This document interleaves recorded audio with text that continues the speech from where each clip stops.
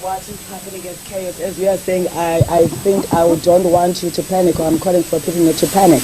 You were here in 2017, it happened. It happened when we were in Fort Hare. It has happened in many instances. We have provincial conferences. This is the one thing about the ANC. I think as I indicated earlier, they would want to take matters to their own hands by undermining, at times including the rules and the constitution of the ANC. Every time we go to a conference, we adopt rules that every member must adhere to.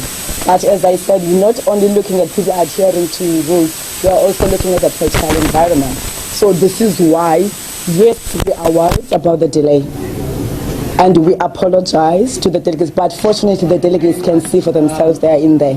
As I said, it's not everyone that is up in arms. It's one particular grouping that is singing whilst the conference is in progress, which is why we halted, because we said, all right, let's go and hear them. It is a cause for concern, I agree, but we ought to listen and attend to every matter that has been raised, so that nobody gets out and question that we were not given an opportunity. I'm going to take 1, 2, and you were the first one, my apologies. 1, 2, 3, 4, 5. Please keep your numbers. 1. The question I have is, you're saying the fact that the solution to conflict is leading to those who why if there's so much difference? Is there indicating their demands that what if they are so demanded? Whatever process is taking place before scheduling go to the Thank you so much. Number 2. Yeah, thank you. Ovailo Development Program Plan. Currently, are going to have that the leadership will be selected by the end of 2. As you stated. Thank you. Well, as I said, coming back, okay, let me respond. Number 3? Oh, were you number 3? Yes, I was number 3. All right, number 3, go ahead. Some Kelo from the SABC. Is there a possibility of this conference collapsing? In 2017, they started with singing.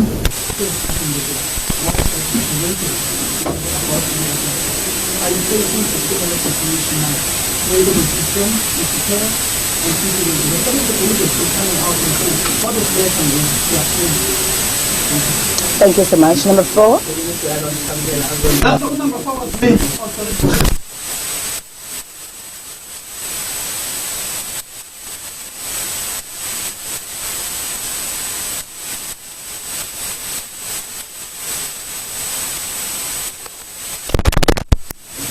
Deputy Convener said the system is going to declare that no bogus individual or ghost individual would make his way inside. If indeed there are such bogus delegates, how do they escape all the systems that should be in place to make sure that whoever is inside is a delegate and is legitimate to be there? Thank you.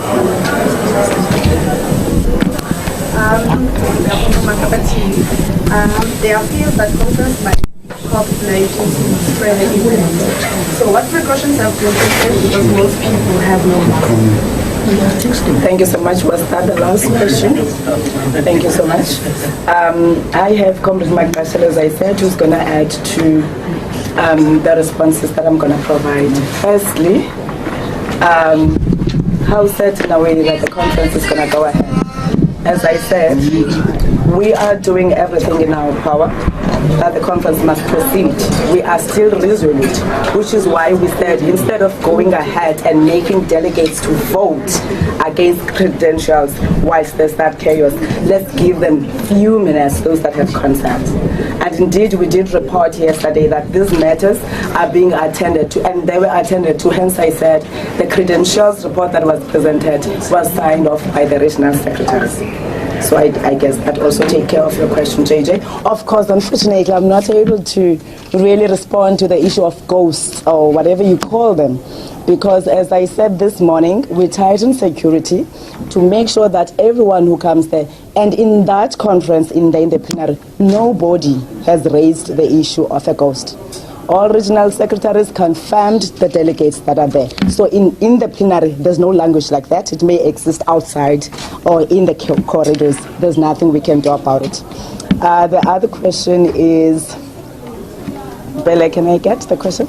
Yeah. The issue of COVID, that the conference is a potential spreader.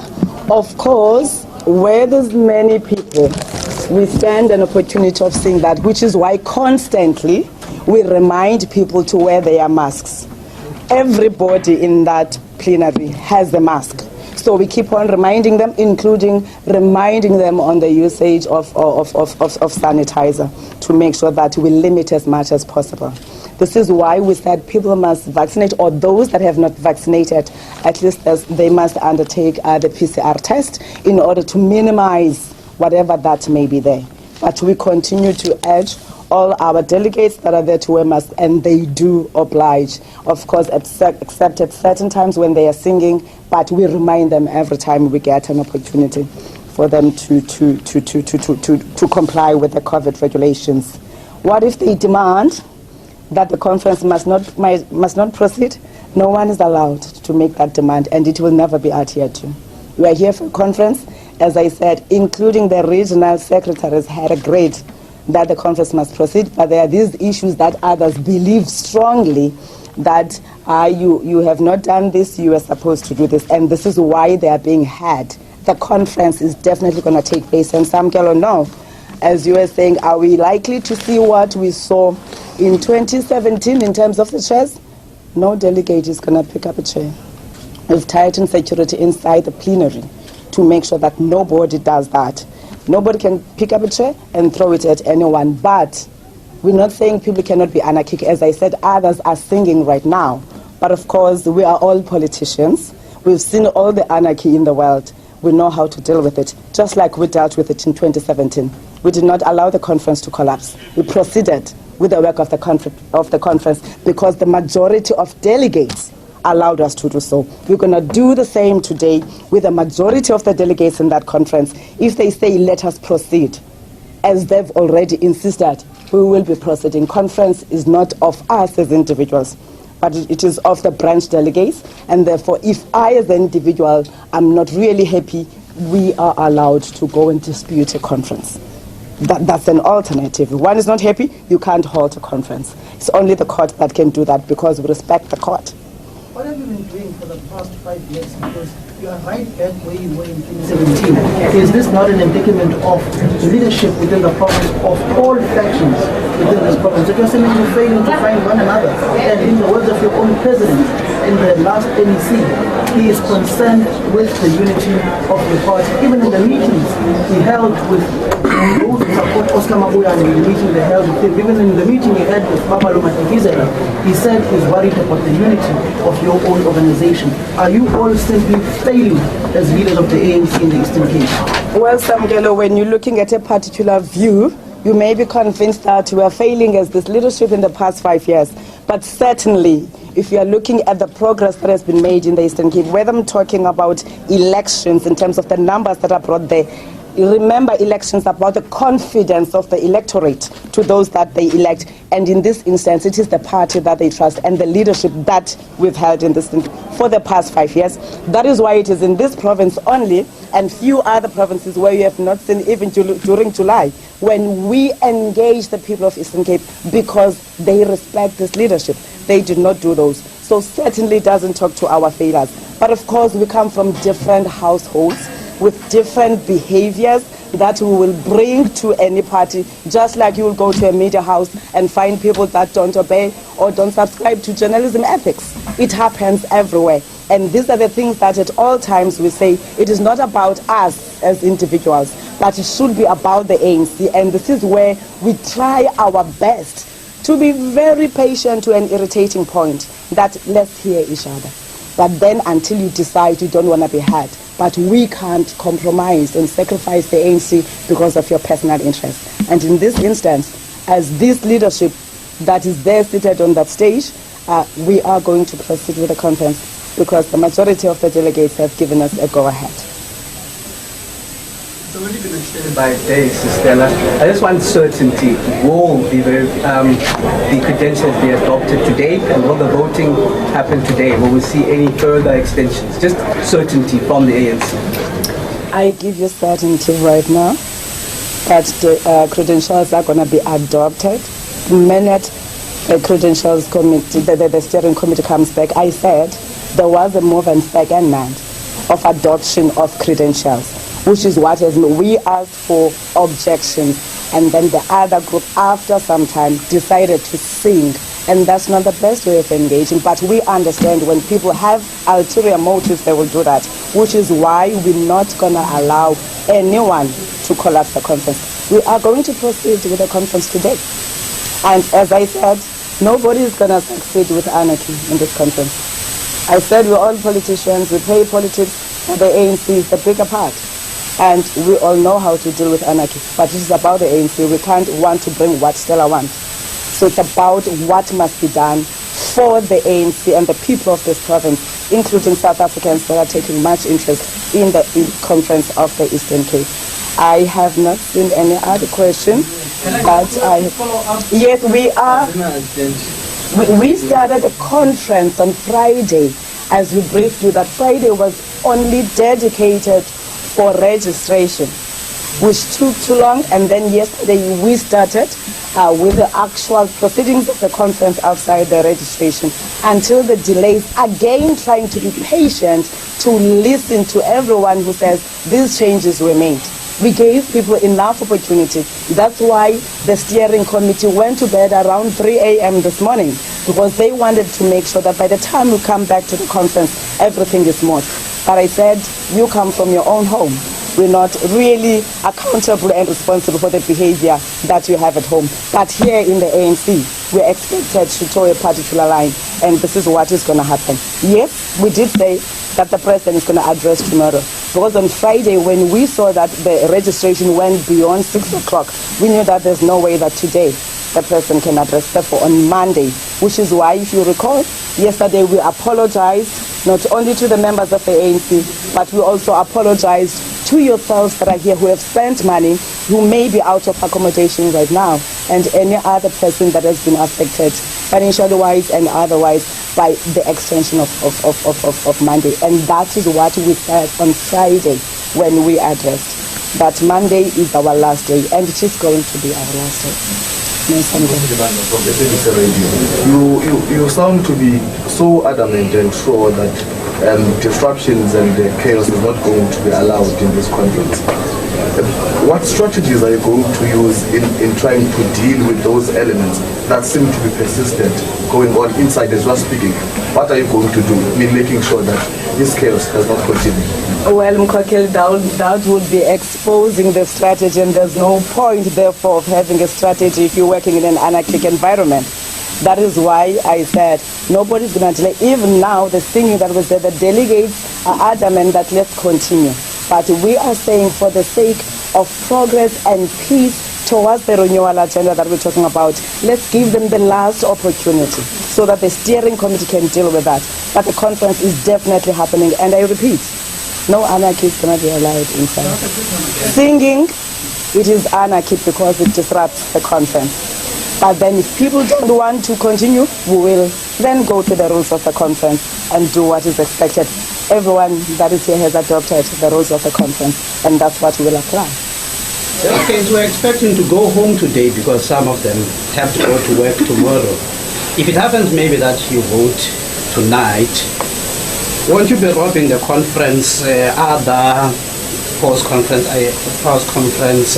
programs, such as the commissions, such as even voting for extra members? Because it's highly likely that some delegates, after voting, they will leave if, assumingly, the voting will go on tonight. Well, JJ, it is the delegates themselves that are saying this conference is the business of the conference is very critical to them. If it means they must submit whatever that they must submit, apologize, they will do that. They are saying this takes priority in their lives. So we're not worried about how they're going to feel. It is them that are saying the conference must proceed. We're speaking on their behalf, the majority of the delegates that are here. Mrs. Abrahams, That's the last question, Samdela. it is indeed. Are you losing patience with dealing with this issue of credentials? Because you sound and it's been a long way for us at the time. Are you losing patience with dealing with this specific issue? Well, I'm not sure how you gauge that. As Samgelo, that we're losing patience with the issue of credentials. No, it's a question. That's what I'm saying. If I was, or if we were losing our patience, we wouldn't be giving delegates another opportunity now to deal with the issues. We are this patient because we want to make sure that everybody has been heard. People shouldn't come back and say we were excluded or not listened to. But this is the final stage of affording that opportunity because the conference has to proceed. Yes, ma'am. I just want your response to what Andile Lungisa is saying when it comes to Dr. Aaron Motsoaledi and not taking their questions, saying that Dr. Aaron Motsoaledi is ignoring them and in fact seems biased, especially when it comes to the issue of manipulated branches. I want your response as the ANC. Well, as the ANC, we have not seen any response, although we're not speaking on behalf of Andile Lungisa. But from our side, as the Provincial Task Team, we have not seen anything like that. As I explained earlier, the issue of manipulation was not handled only by one person. It has gone through different stages. It was reported by the branches, as we said that day. So now people shouldn't come and want to use that to blackmail the conference. That is why even court they could not win it. The matter is being attended, it's resolved. We're not going to go back to that. A decision was taken and the conference was reported in terms of what is going to happen in relation to that. Now, if people want to then personalize the issues, really we can't be held accountable for their feelings. But Dr. Motsoaledi, whatever that he has been saying there, he was saying as the collective of the NCC degrees because they met, they said, and then said these are the final decisions, not him as an individual. Thank you so much. Stella, just one last question of clarity, and it's away from timeline. There's been criticism against yourself that you yourself has expressed support for one candidate over another, I think in the media, and that as per your position you should be neutral. Can you just give us clarity on what basis do you express whatever view you expressed, and are you not supposed to be neutral? Probably let me ask you first, what is my position? I don't know, I think you said we are, I don't know, I didn't see. No, what is my position that makes me to be neutral, according to your question? Or I don't know what structure you said, I mean you're addressing us on behalf of the ANC. All right, we are all PTT members here. You've seen Comrade Babado addressing and stating his view. You've seen everyone, Comrade Wesley, you've seen all of us. The fact that we are PTT members, this is an elective conference. And in an elective conference where we avail ourselves for re-election, we don't become neutral when the voting has to happen. That is why you have not seen us for a longer period engaging on who we support, because we understood that if we do that, we can therefore be having whatever crossover on whatever that we do. That is why you only saw it now during the conference when we were clear, because we ought to be elected. And when we are going to be elected, we ought to have a choice. We are voting delegates. That's why all the time you came here, when you wanted to ask me about lobby issues, I said we're speaking on behalf of the PTT. Go and ask the lobby teams to talk to those lobby issues. We're representing the PTT. And I, as Stella, outside this environment, I can express my view because I am a voting delegate. All voting delegates don't vote for ghosts, and they can't be neutral. Thank you so much. We have come to the end of business and we will update you when the conference has proceeded. Once more, thank you so much, ladies and gentlemen. Stella Ndabeni Abrahams, they're wrapping up the press conference, says that they ought to be elected, as well as PTT members of the party, saying that indeed the situation is palpable and tense inside plenary, saying that there are those whom are stifling the adoption of credentials. Because this place is too small, We are going to be moving you to a media room bigger than this so that you can sit comfortable and be able to breathe. It's important that you keep our nation informed. In essence, you are moving us away from the possibility of chairs being thrown around, because you are moving us away from this precinct right now. Definitely the precinct you are in doesn't have people who can throw chairs, unless you can throw chairs at each other, because it's only journalists that are here from Cape. Plenary is just next door. The plenary does not get outside to throw chairs, the chairs are in the plenary. Oh, shit. I thought the thing was, so we want you to report to the nation. Then let us stay here. Stay here then. Yeah. No, stay here. If Then you're it's concluded. comfortable to stay here. No, we're comfortable to stay here. We are staying No, here. if you're comfortable, stay here. We will just helping so that you don't find yourselves focused in this. You're eager. By now you're supposed to know I'm one person no matter what you do. I don't easily get scared.